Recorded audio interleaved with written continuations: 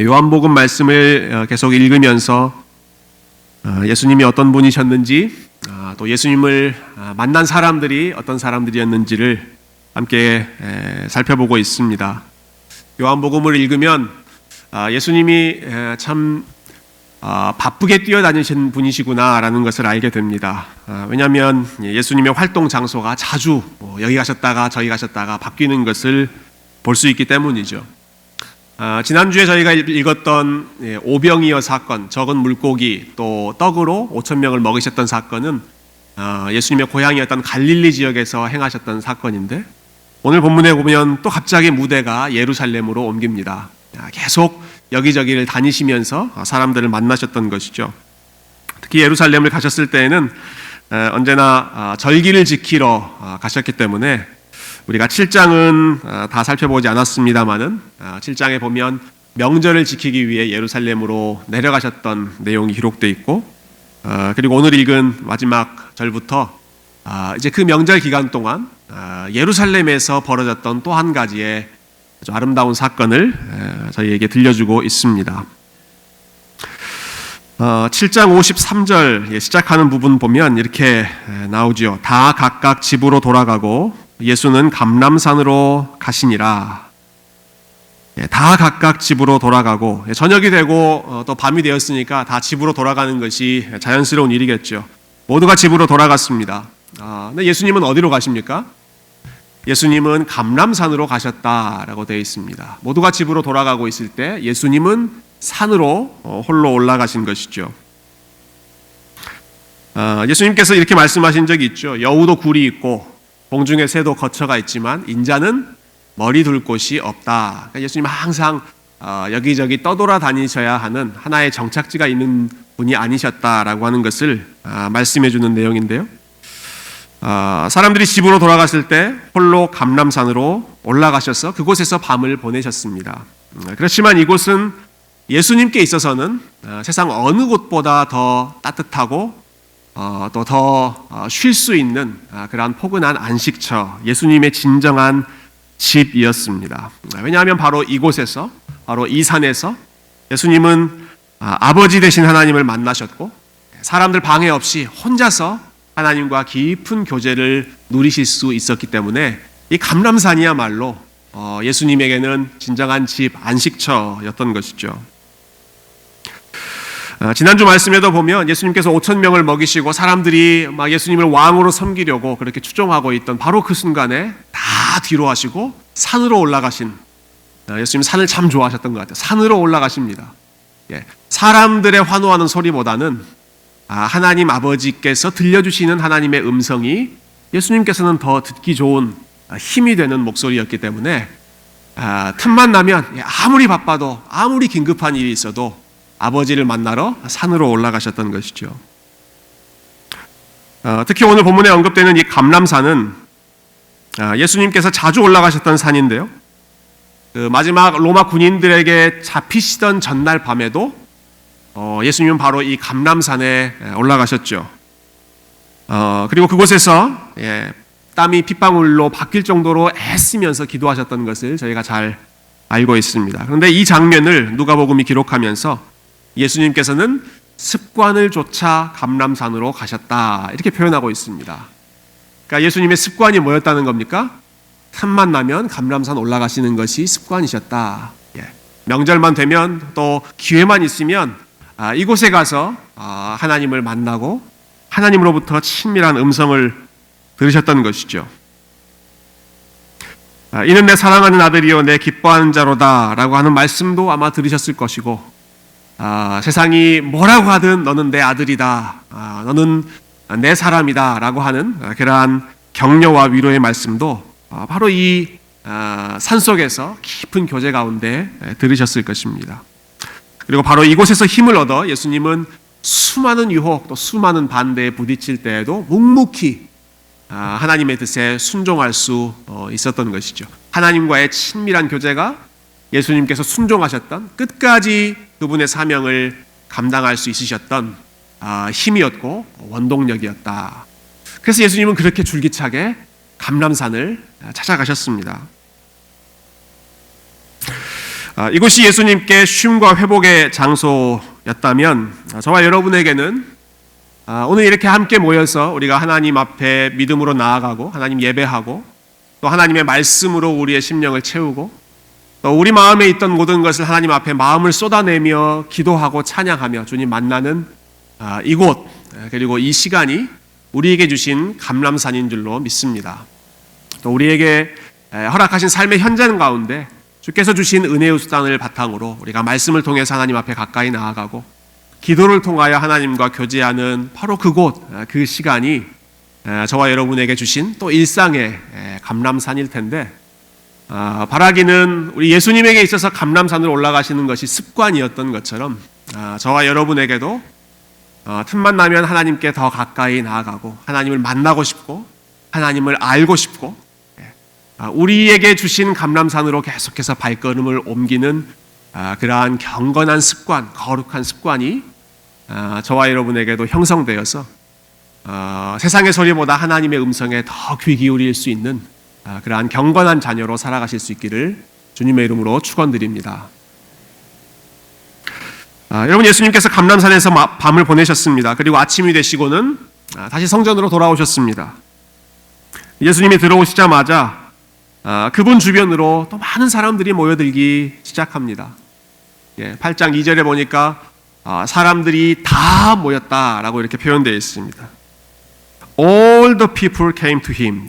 모든 사람들이 예수님 주변으로 모여들기 시작했다라는 것이죠.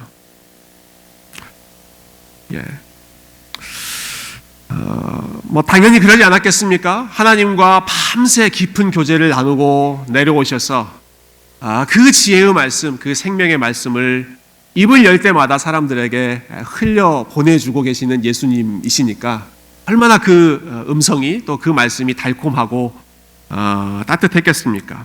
그래서 사람들이 예수님께 모이고 또 몰려들어 그 귀한 말씀을 듣기 시작하는 것이죠.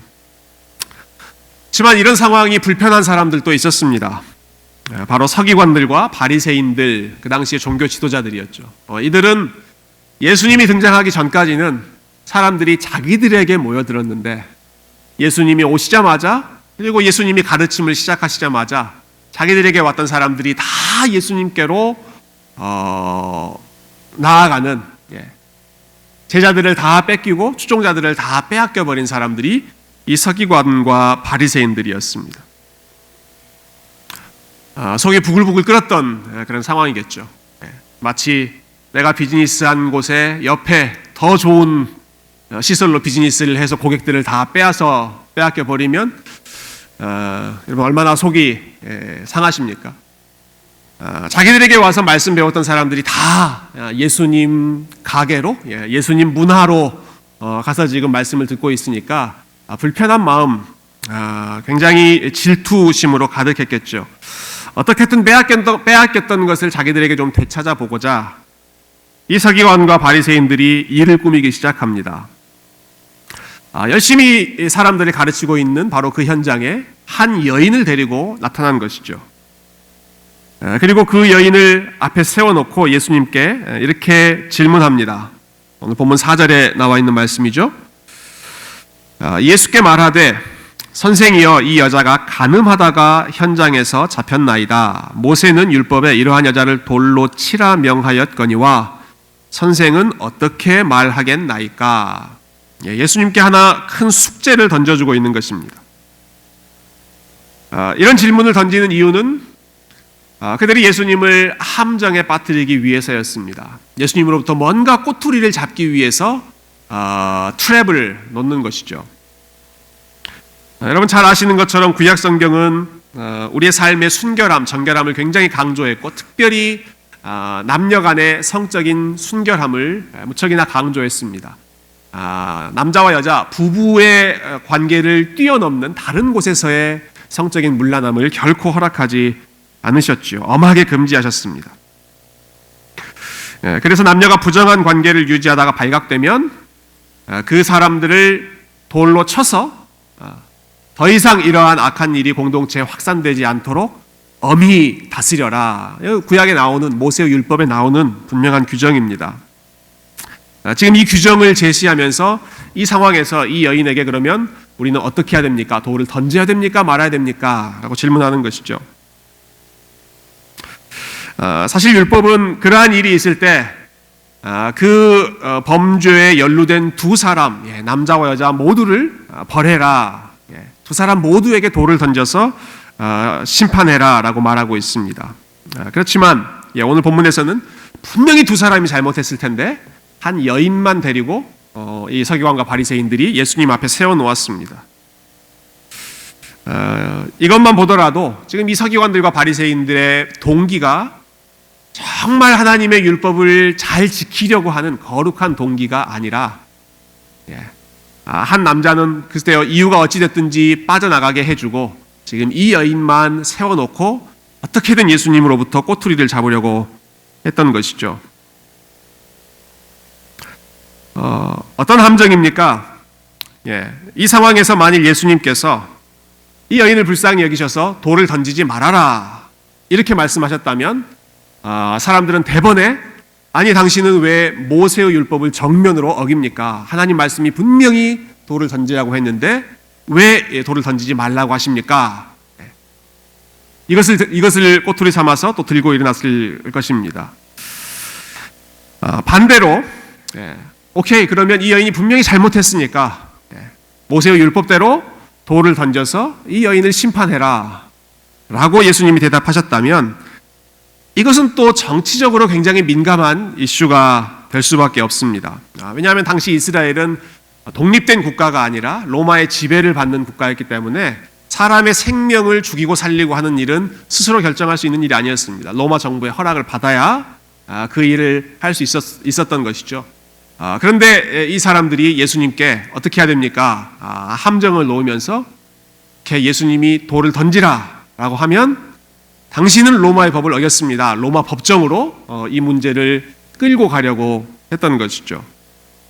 6절에 그 속셈이 분명하게 나오죠. 그들이 이렇게 말하면 고발할 조건을 얻고자 하기 위해서였다. 고발한다는 것은 고발할 그런 대상, 어디에 고발한다는 그런 담당 소속이 있지 않겠습니까? 로마의 법정에 예수님을 고발하려고 이러한 함정을 파놓고 있는 것이죠. 사실 이 유대의 종교 지도자들은 그 당시에 자기들이 원하는 일에서는 굳이 로마의 허락을 받지 않고도 돌을 던진 적이 많이 있었습니다. 예를 들면 스데반의 순교죠. 스데반의 순교. 스데반이 설교를 하고 그 설교에 마음이 찔린 사람들이 로마 정부에 가서 허락받지 않았습니다. 그냥 그 현장에서 돌을 던져서 스데반을 순교시켰죠. 바울이 예루살렘에 와서 예수님을 증거할 때도 이 사람 살려두면 안 된다 해서 사람들이 또 다 바울을 죽이려고 했습니다. 굳이 로마의 허락을 받지 않고도 그러한 일들 많이 벌였던 사람들이 이런 사람들인데 지금 이러한 질문을 던지는 것은 어떻게든 꼬투리를 잡으려고 하는 그런 속셈이죠. 예수님은 이렇게 대답하지도 못하고 반대로 대답할 수도 없는 난처한 딜레마에 빠져 있습니다. 자, 이때 예수님께서 어떻게 이 상황에 대처하시는지 한번 보시죠. 제일 먼저는 예수님께서 참 특이한 행동, 다른 곳에서 보이지 않았던 행동을 하나 보여주십니다. 6절에 보니까 뒷부분에 예수께서 몸을 굽히사 손가락으로 땅에 쓰시니라고 되어 있습니다. 사람들이 계속 예수님께 질문을 퍼붓고 있을 때 예수님 어떻게 하셨습니까? 갑자기 몸을 굽히시고는 주저앉으셔서 땅에 뭔가를 쓰기 시작하셨습니다. 도대체 뭘 쓰셨을까요, 예수님이? 이 땅에 쓰신 내용이 무엇일까요? 아마 많은 사람들이 궁금해하는 질문이 아닐까 싶습니다. 아마 기독교 역사상 사람들의 상상력을 제일 많이 자극했던 본문 중에 하나가 이 부분이 아닐까 싶은데요. 어떤 사람들은 거기에 모여있는 사람들 이름을 하나씩 다 적으셨을 것이다. 칠판에 떠든 사람 해가지고 이름 적은 거 있잖아요. 모여있는 사람 하나씩 적으셨을 것이다. 어떤 사람은 거기 있는 사람들의 죄를 적으셨을 것이다. 이렇게 이야기하기도 합니다. 딱 보고 너 도둑질, 너 불순종, 간음 이런 것들을 죄를 적으셨을 것이다. 또 어떤 사람은 이렇게 설명하기도 하는데요. 예수님이 무슨 내용을 쓰셨는가 이거 별로 중요하지 않고 예수님이 이러한 행동을 하셨다는 것 자체가 의미가 있는데, 왜냐하면 이렇게 하심으로써 이 여인에게 지금 집중되어 있던 사람들의 시선을 예수님께로 다 돌림으로써 이 여인이 좀 숨 쉴 틈을 주시기 위해서였다. 이렇게 설명하기도 합니다. 여러분, 어떤 이론이 제일 고개가 끄덕여지십니까?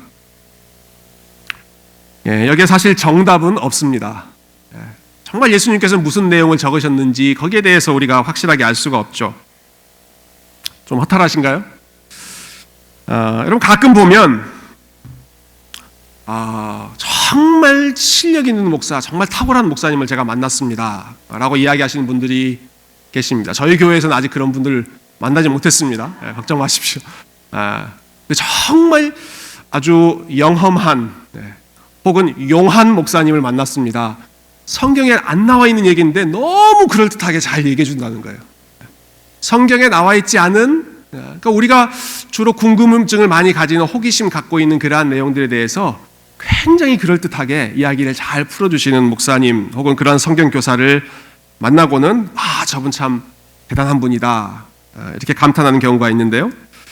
여러분, 성경에 말하지 않고 있는 부분은 우리도 모른다라고 말하는 것이 그게 제일 실력 있는 목사입니다.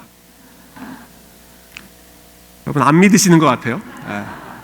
여러분, 성경에 나와 있지 않는 것은 모른다라고 하는 것이 제일 지혜로운 그러한 대답입니다. 그래서 저는 앞으로 모른다라는 대답을 제가 성경에 나와 있지 않은 내용들을 만날 때는 마음에 거리낌 없이 대답할 수 있을 것 같아요. 성경이 가는 만큼 가고 성경이 멈추는 곳에서 멈추는 것이 우리가 성경을 올바로 읽는, 성경을 해석하는 올바른 원리인데요. 구체적인 내용에 대해서는 설명하고 있지 않죠.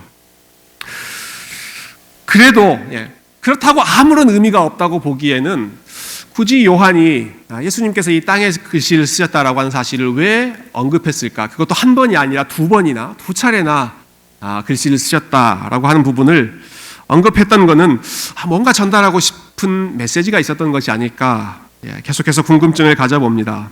저는 성경에 없는 내용보다는 성경의 다른 곳에서 이 부분과 좀 잘 연결될 수 있는 부분, 본문 하나를 생각해 보았습니다. 예레미야 17장 13절에 있는 말씀인데요. 우리 한번 같이 이 말씀을 읽어보실까요? 시작. 이스라엘의 소망이신 여호와여, 무릇 주를 버리는 자는 다 수치를 당할 것이라. 무릇 여호와를 떠나는 자는 흙의 기록이 되오리니 이는 생수의 근원이신 여호와를 버림이니이다.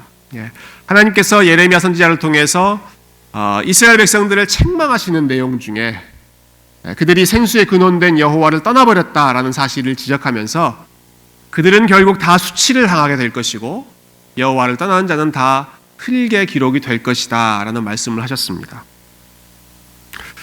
아마 이 본문에 지금 요한복음 8장에서 이 여인을 끌고 온 사람, 이들은 여인의 수치를 드러내려고 애쓰고 있는 사람이고 또 그것을 통해서 어떻게든 예수님으로부터 뭔가 부끄러운 것, 잘못된 것을 끄집어내려고 애쓰는 그런 사람들이지요. 그렇지만 정말로 수치를 당해야 할 사람은 이 여인이 아니라, 혹은 예수님이 아니라 이러한 일을 꾸미고 있는, 악한 마음으로 예수님을 공격하고 이 여인을 완전히 묵사발 만들고 있는 이 사람들이야말로, 그들이 정말로 수치를 당해야 할 사람이고 그들이 땅에 기록되어야 할 사람이다.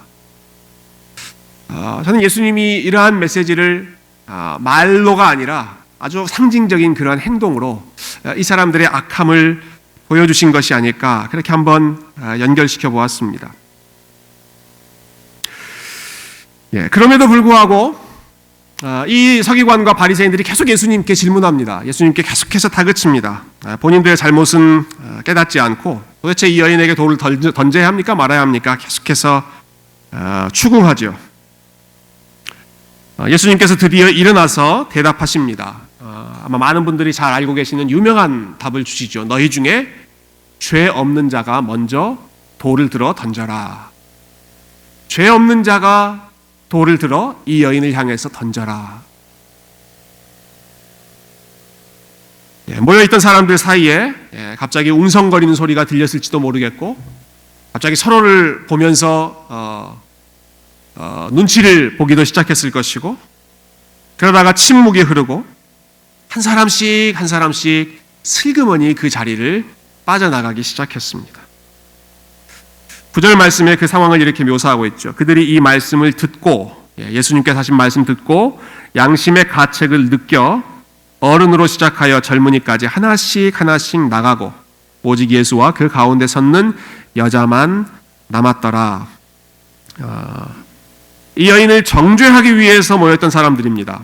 그리고 이 여인을 통해서 예수님까지 비난하고 정죄하려고 목숨 걸고 지금 달려들고 있는 그런 사람들이 예수님 말씀 앞에 마음이 찔려서, 양심이 찔려서 한 사람 두 사람 그곳을 다 떠나가는 것입니다. 너희 중에 죄 없는 자가 돌로 쳐라 라는 이 말씀은 종종 오해되기도 하는 것 같습니다. 우리가 오해하지 않았으면 좋겠는데요. 이 말씀은 결국 우리는 모두 다 죄인이니까 어느 누구도 누구에게 비판을 하거나 혹은 죄를 선고하거나 그렇게 판단해서는 안 된다라는 식으로 모든 종류의 정죄나 모든 종류의 합당한 비판까지도 다 원천 봉쇄시키는 그러한 말씀은 아니라고 저는 생각합니다.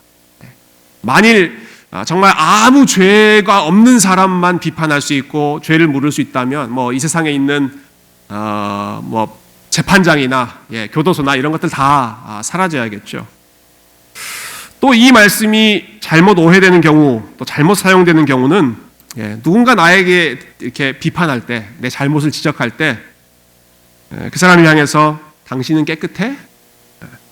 당신은 죄 없어? 죄가 없으면 나한테 돌을 던져. 이런 식으로 상대방의 입을 막으려고 또 이러한 구절을 사용할 때도 있죠. 상대방을 반박하라고, 상대방의 입을 막으라고 주신 말씀 아닙니다. 여러분, 우리가 성경을 읽을 때에는 항상 그 말씀을 통해서 나를 변화시키고 나를 돌아보려는 목적으로 우리가 성경을 읽어야지 내 입장을 정당화하기 위한 목적으로 성경을 적용해서는 안 됩니다. 누가 나에게 대해서 안 좋은 말 할 때 너나 나나 똑같아 이런 식으로 물타기 하라고 예수님께서 이 말씀하신 것이 아니라는 사실이죠. 여러분, 예수님께서 이 말씀을 하신 목적은 거기 모여서 지금 이 일을 꾸미고 있는 사람들의 위선적인 마음을 고발하기 위해서였습니다. 서기관들과 바리새인들과 이들이 경건한 마음으로 지금 죄를 따지는 것이 아니라 악한 마음으로 모든 율법에 관련된 절차를 다 무시하면서 한 사람을 죽이기 위해서, 먼저는 이 여인을 죽이기 위해서, 그리고 그 다음에는 예수님을 죽이기 위해서 온갖 방법을 지금 다 쓰고 있는 악한 그 마음, 위선적인 마음을 예수님께서 고발하시는 것이죠. 하나님의 거룩하심을 지키겠다 하는 경건한 동기가 아니라 자기들의 목적을 이루기 위해서는, 자기들의 기득권을 다시 되찾기 위해서는 예수님이건 어떤 여인이건 상관없이 누구든 다 제거해버리겠다라고 하는 그러한 이기적인 마음으로 예수님 앞에 나와서 달려들고 있는 이 사람들의 위선을 너희 중에 죄 없는 자가 돌로 쳐라 라는 말씀으로 고발하시는 것이죠. 그리고 그 말씀 앞에 떳떳하지 못했던 사람들이 결국 하나씩 둘씩 그 자리를 떠나가기 시작한 것입니다. 모든 사람이 떠나가고 예수님과 이 여인만 남게 되었습니다. 다른 사람들은 예수님의 말씀에 마음이 찔려서 너희 중에 죄 없는 자가 돌로 치라는 말씀 앞에서 자유로울 수 없었기 때문에 다 떠나갔습니다. 그렇지만 예수님은 좀 다르시죠. 예수님은 죄 없는 자이시지 않습니까? 예수님은 죄가 없는 분이시기 때문에 정죄하려고 한다면 이 여인을 충분히 정죄하실 수 있는 유일한 자격을 갖춘 그런 분이라고 할 수 있습니다. 그런데 예수님께서 이 여인에게 뭐라고 말씀하십니까? 우리 10절과 11절 말씀을 같이 한번 읽어보면 좋겠습니다. 오늘 본문의 마지막 10절과 11절 같이 읽겠습니다. 시작. 예수께서 일어나사 여자 외에 아무도 없는 것을 보시고 이르시되 여자여, 너를 고발하던 그들이 어디 있느냐? 너를 정죄한 자가 없느냐? 대답하되 주여 없나이다. 예수께서 이르시되 나도 너를 정죄하지 아니하노니 가서 다시는 죄를 범하지 말라 하시니라. 죄가 없으신 예수님께서도 그분조차도 이 여인을 향해서 나도 너를 정죄하지 않겠다. 내가 너를 용서하겠다. 새로운 삶의 기회를 너에게 주겠다라고 하셨습니다. 이렇게 말씀하신 것은 그 여인의 죄가 가벼운 죄였기 때문이 아닙니다. 그 여인의 죄가 아무렇지도 않았기 때문이 아닙니다. 예수님은 죄를 심각하게 보셨습니다. 그래서 이 여인을 돌려보내실 때 다시는 죄를 범하지 말라 신신당부하면서 이 여인을 돌려보내셨습니다. 죄를 그냥 지나가는 분이 아니시기 때문이죠. 그렇지만 이 여인의 죄를 정죄하고 심판하기 이전에 예수님께서는 이 여인을 불쌍히 여기셨던 것이죠. 긍휼히 여기시는, 죄인을 불쌍히 여기시는 마음이 죄인을 심판하시는 마음보다 앞섰다라고 하는 것입니다. 가늠한 현장에서 잡힌 여인이니까 누가 보더라도 죄인이지만, 그러나 예수님께서는 이 여인을 용서하시고 새로운 삶을 열어주셨습니다. 모든 사람이 이 여인을 향해 손가락질하고 정죄하고 저 여인은 죽어 마땅하다라고 이야기할 때 예수님께서 이 여인을 향하여서 나도 너를 정죄하지 않겠다 하셨습니다. 모든 사람들이 이 여인을 향해 돌을 던지려고 했을 때 예수님께서 그 여인에게 향할 수 있는, 날아올 수 있는 돌을 막아주셨습니다. 돌이 날아오지 못하도록 보호해 주신 것이죠. 모든 사람들이 이 여인을 떠나서 홀로 남아있는 그 순간, 마지막 순간까지도 예수님께서는 이 여인의 곁에 함께 서주셔서 그 여인의 마음을 참된 자유함으로, 용서로, 참된 구원의 길로 인도해 주시는 분이 오늘 본문에 나오는 긍휼이 풍성하신 예수 그리스도의 모습입니다. 오늘 본문이 아름답게 보여주고 있는 이 사건을 사도 요한은 자신이 쓴 편지, 또 다른 편지에서 아주 간단한 두 구절로 요약해주고 있습니다. 죄인의 곁에 서서 오히려 죄인을 용서해 주시는 이 예수님의 사랑의 모습을 요한일서 2장 1절과 2절에서 말씀해주고 있는데요. 제가 한번 이 구절을 읽어보겠습니다.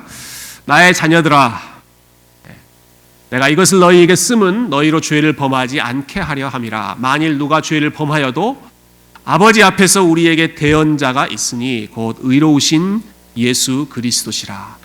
그는 우리 죄를 위한 화목제물이니 우리만 위할 뿐 아니요 온 세상의 죄를 위하심이라. 여러분, 요한은 우리가 죄 없는 자다라고 말하지 않았습니다. 우리가 죄로 인해 쉽게 넘어질 수밖에 없다는 사실을 사도 요한은 너무나 잘 알았습니다. 그래서 심지어는 우리가 죄 없다라고 말한다면 그거는 스스로 속이는 것이고 하나님조차도 거짓말쟁이로 만드는 것이다. 우리의 죄를 하나님 앞에 고백해야 한다. 우리가 죄인임을 인정해야 한다라는 부분을 분명하게 이야기했습니다. 그러면서 동시에 그러한 우리에게 주신 복음, 우리와 같은 죄인에게 주신 복음은 죄를 범한 우리에게 대언자가 계시다라고 하는 사실이다. 우리에게 대언자가 계시다라는 것이죠. 요한복음 8장에 나오는 이 여인과 같이 현장에서 붙잡힌 죄인처럼 우리도 똑같은 신세이고 돌을 맞아야 하고 죽어 마땅한 그러한 신세이지만, 죄인이지만 우리를 위해 대언자가 곁에 서 계신다. 여러분, 여기 대언자라는 말은 한자를 풀어보면 대신 말해주는 사람이다 라는 뜻이겠죠. 원어 성경으로 보면 우리가 자주 들었던 헬라어 단어입니다. 파라클레토스라고 하는 단어가 이 대언자라고 하는 뜻입니다. 말씀드린 적이 있습니다마는 이 파라클레토스라고 하는 헬라어는 파라, 옆에서라고 하는 단어와 칼레오, 말하다라고 하는 단어가 함께 붙여져 있는, 우리가 보혜사 성령님을 언급할 때도 파라클레토스라고 부르는데요.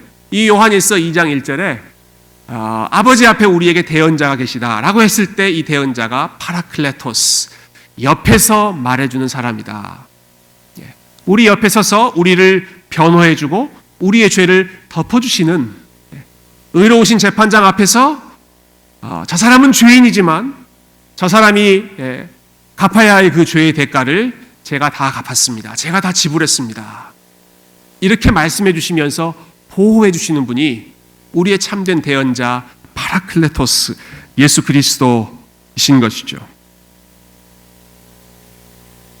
여러분, 오늘 본문에 있는 이 여인에게 예수님께서 나도 너를 정죄하지 않겠다라고 선언하실 수 있었던 이유는 그 여인의 죄를 묵인하시기 때문이 아니라 그 여인이 받아야 할 그러한 죄의 형벌을 예수님께서 몸소 받으실 것이기 때문에 그렇습니다. 예수님께서 모든 죄인들의 돌을 맞아야 하는 죄인들, 죽어야 하는 그러한 죄인들을 대신해서 예수님이 돌을 맞으시고 십자가에 달려 죽으심으로써 하나님 앞에 우리의 대언자가 되어주시는 것이죠. 그래서 그 누가 우리를 향해서 정죄하고 비난하고 손가락질한다고 하더라도 그때마다 예수님께서 우리 옆에서 파라클레토스 되어주셔서 우리를 위하여 대신 말씀해 주시는 위로자로, 변호자로, 대언자로 함께 서 계시는 것을 여러분이 말씀을 통해 또 요한복음 8장의 사건을 통해 이 긍휼이 풍성하신 예수 그리스도의 모습을 여러분 다시 한번 기억하시기를 부탁드립니다. 네, 말씀을 정리하고 싶은데요.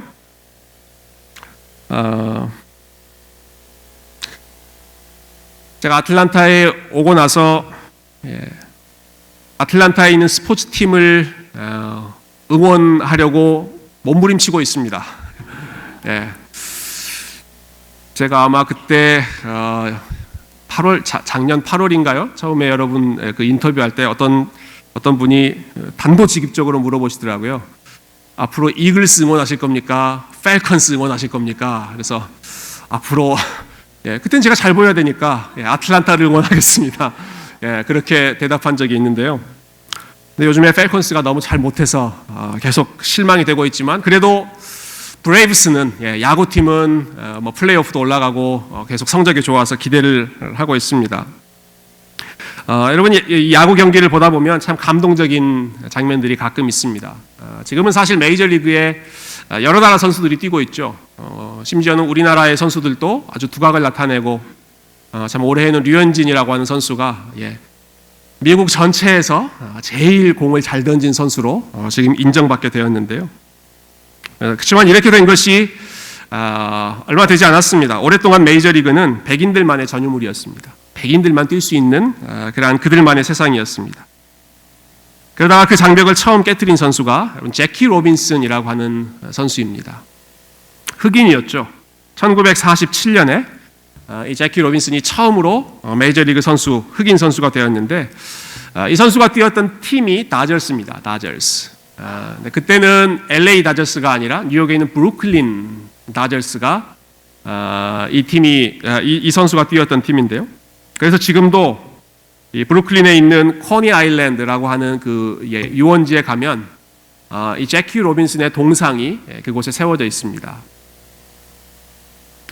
그런데 그의 동상만 세워져 있는 것이 아니라 그의 동료였던 리즈라고 하는 또 다른 팀메이트의 동상이 함께 그 자리에 서 있습니다. 그런 동상이 세워진 사연은 이렇습니다. 흑인이었던 제키 로빈슨이 처음으로 메이저리그 경기를 뛰게 되었을 때 분위기가 굉장히 험악했습니다. 그렇지 않았겠습니까? 백인들만 뛰는 세상에 흑인이 처음 들어와서 그것도 백인들만 관람하고 있는 경기에 흑인들이 뛰고 있으니 얼마나 그 분위기가 안 좋았겠습니까? 가는 곳곳마다 백인들이 비난하고 욕설을 하고 위협하는 그러한 일들이 있었는데요. 특히 1947년에 신시내티, 오하이오는 특히 이 백인들의 입김이 더 센 곳 아닙니까? 그곳에서 경기가 열렸을 때 제키 로빈슨에 대한 적대적인 분위기가 극에 달했습니다. 관중들이 온갖 종류의 인종차별적인 조롱을 하고 저주하고 생명을 협박하는 말까지도 퍼부었습니다. 그래서 도저히 경기를 시작할 수 없는 그런 상황에서 근데 바로 그 순간에 같은 팀의 주장이었던 리즈라고 하는 선수가 이 제키 로빈슨에게 조용히 다가왔습니다. 그리고는 그의 어깨에 자기의 팔을 올리고 어깨 동무를 했습니다. 그리고 이 제키 로빈슨을 향해서 온갖 험한 말을 쏟아놓고 있는 관중들을 조용히 바라보기 시작했습니다. 바로 그때 사람들이 한 사람 두 사람 그 욕하는 말을 잠잠하게 시작하더니 결국은 온 관중석이 침묵으로 뒤덮이는 일이 있었습니다. 그 경기가 끝난 후에 이 제키 로빈슨이 인터뷰하면서 자기 어깨에 손을 얹어주었던 그 리즈의 그 따뜻한 마음을 나는 잊을 수 없다. 그 손이야말로 나의 커리어를 구원해준 손이었다. 이렇게 고백한 바가 있죠. 여러분 참 감동적인 이야기지 않습니까? 그러나 이 이야기는 제키 로빈슨에게만 일어난 감동이 아니라 저와 여러분의 삶에도 우리 곁으로 가까이 오셔서 우리의 움츠러진 어깨에 본인의 손을, 본인의 팔을 함께 얹어주시고 우리를 향하여 정죄하고 있는 사단의 목소리, 세상의 손가락질, 그 온갖 비난을 향하여 그들을 잠잠케 하시는 우리의 참된 대언자 예수 그리스도가 계십니다. 그분이 계시기 때문에 그 어떤 사람이 우리를 손가락질 한다고 하더라도 우리 옆에 예수님이 곁에 서 계신다. 여러분 이것만큼 우리에게 복된 소식, 좋은 소식이 어디 있겠습니까? 아무리 우리가 실수하고 넘어진다고 하더라도 아무리 우리가 많은 정죄와 비난 가운데 있다 할지라도 우리를 보호하시고 격려하시는 변호인 참된 대언자가 계시기 때문에 그래서 우리는 사도 바울과 함께 이러한 고백을 믿음으로 할 수 있습니다. 만일 하나님이 우리를 위하시면 누가 우리를 대적하리요? 만일 하나님이 우리를 위하시면 누가 우리를 정죄하리요? 죽으실 뿐 아니라 다시 살아나신 이는 그리스도 예수이시니 그는 하나님 우편에 계신 자요 우리를 위하여 간구하시는 자신이라. 누가 우리를 그리스도의 사랑에서 끊으리요? 환난이나 곤고나 박해나 기근이나 높음이나 깊음이나 다른 어떤 피조물이라도 우리를 우리 주 그리스도 예수 안에 있는 하나님의 사랑으로부터 끊을 수 없으리라. 저와 여러분은 하나님의 사랑에서 끊을 수 있는 것 아무것도 없다는 사실을 우리의 죄도 우리의 실수도 거친 세상도 어떤 것도 하나님의 사랑으로부터 끊을 수 없다는 사실, 그 이유는 언제나 저와 여러분의 곁에 참된 대언자 되시는 예수 그리스도께서 서 계시기 때문임을 여러분 오늘 말씀을 통해서 다시 한번 기억하시고 이번 한 주도 여러분의 곁에 여러분의 바로 옆에 파라클레토스 옆에서 말씀해 주시는 예수님이 계시는 것을 믿음의 눈으로 바라보고 우리 주님과 동행하시는 복된 믿음의 여정 되시기를 주님의 이름으로 축원드립니다. 함께 기도하겠습니다.